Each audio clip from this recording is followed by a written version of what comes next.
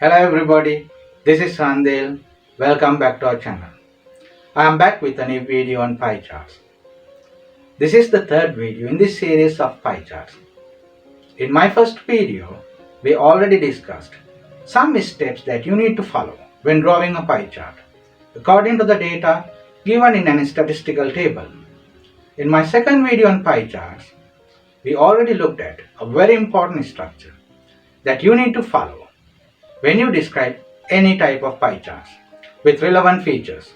If you haven't watched my previous videos on pie charts, you may watch them first. Then you are well prepared for this lesson. Remember, I already included lots of useful vocabulary. You can use them when you describe any type of pie charts. Use the above link to watch my previous videos on pie charts. Today's video will be very important to anyone who is getting ready for the IELTs exam. In this lesson, I am going to give you some important tips and techniques that you need to know to be successful with pie charts for IELTS writing task 1. First, we will review the structure that I gave you in the second video. Next, we will be looking at each paragraph and I am going to show you what information you should include in each paragraph. Finally, you will learn how to write a band 9 answer. Then join me in this lesson. If you are ready, let's begin. IELTS writing task 1. Describing a pie chart. But remember, in this task, you will have pie charts taken in different years. They will show how the categorical variables changed over a certain period of time, percentage-wise.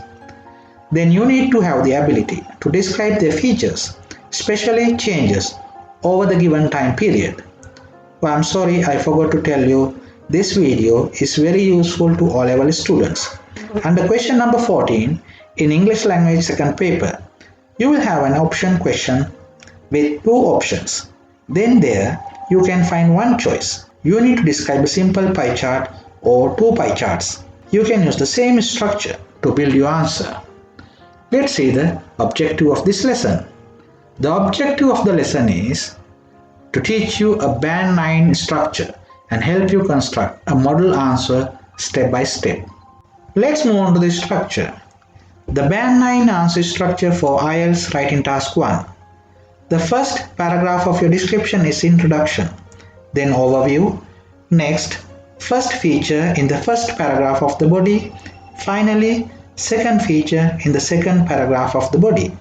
And remember, we don't write a conclusion and you should skip writing your opinions and ideas in your description. Let's look at an example.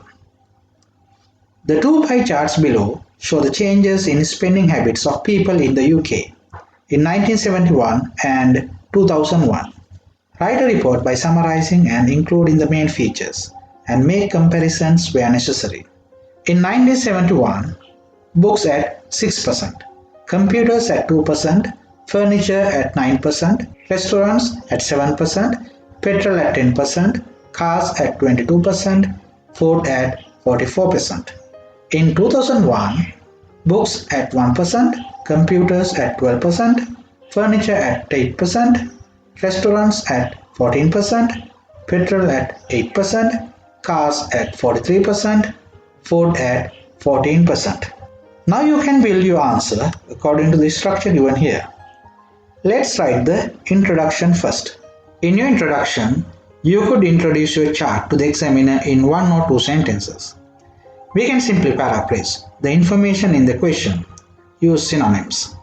You need to mention two things in your introduction.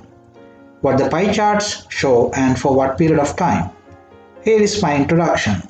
The two pie charts provide information about how people of the UK spend money on different needs and wants, percentage-wise in the years 1971 and 2001.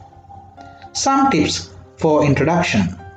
Instead of using show, you can use different introducing verbs like provide information about, illustrate, explains, represent, depict, and use the action verb in past tense. Here, spend is the action verb. Let's move on to the overview. In the overview paragraph, you should briefly describe major features of your pie charts. you'd better describe 2 or 3 features. You should avoid writing too many numbers, percentages, or dates in the overview.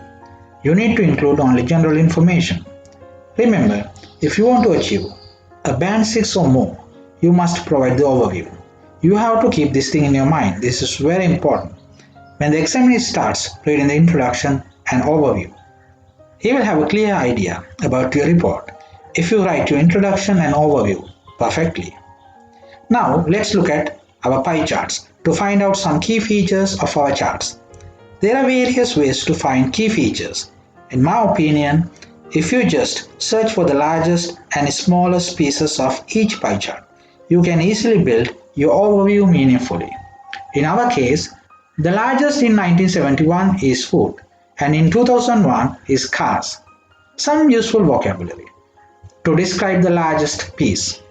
The highest spending habit was made by spent the most on. Let's move on to the smallest pieces in each year.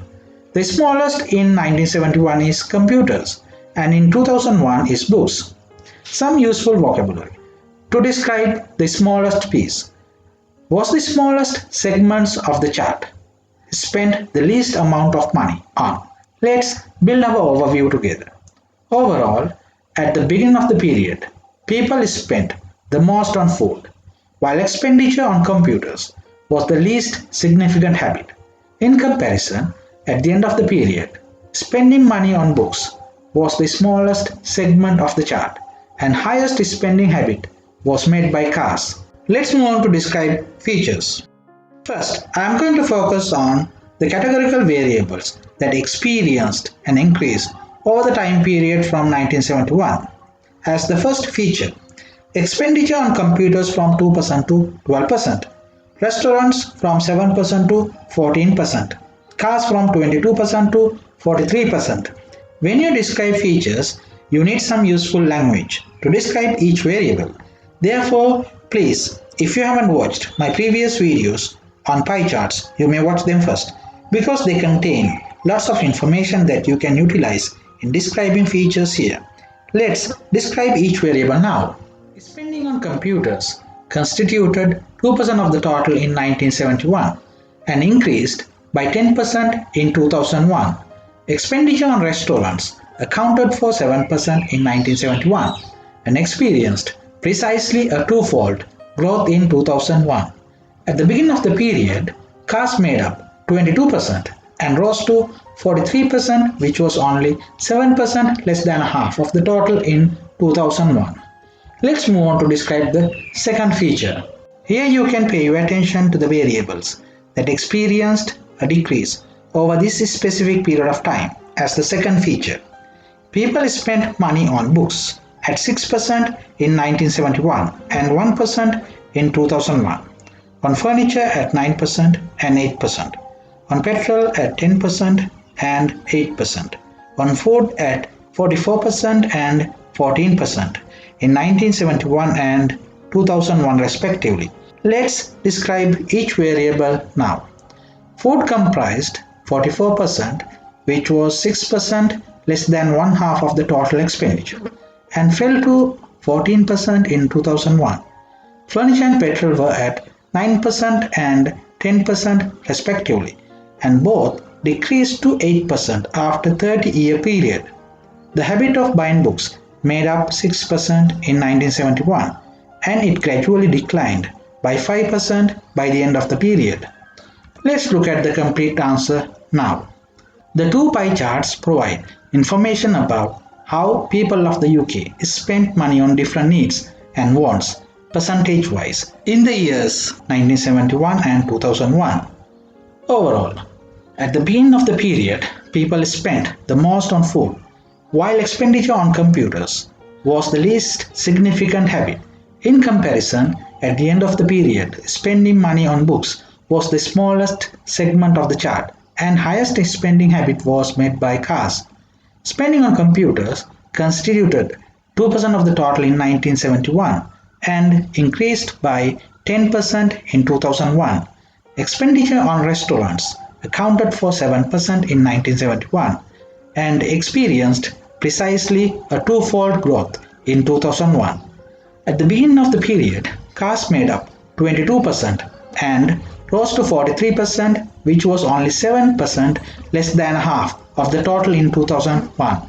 Food comprised 44%, which was 6% less than one half of the total expenditure, and fell to 14% in 2001. Furniture and petrol were at 9% and 10% respectively, and both decreased to 8% after 30-year period. The habit of buying books made up 6% in 1971, and it gradually declined by 5% by the end of the period. We have come to the end of our presentation on pie charts. Thank you very much for watching. I hope you enjoyed the video. If you find this video important and useful, subscribe to our channel and alarm the notification bell. I look forward to seeing you in my next video. Bye now.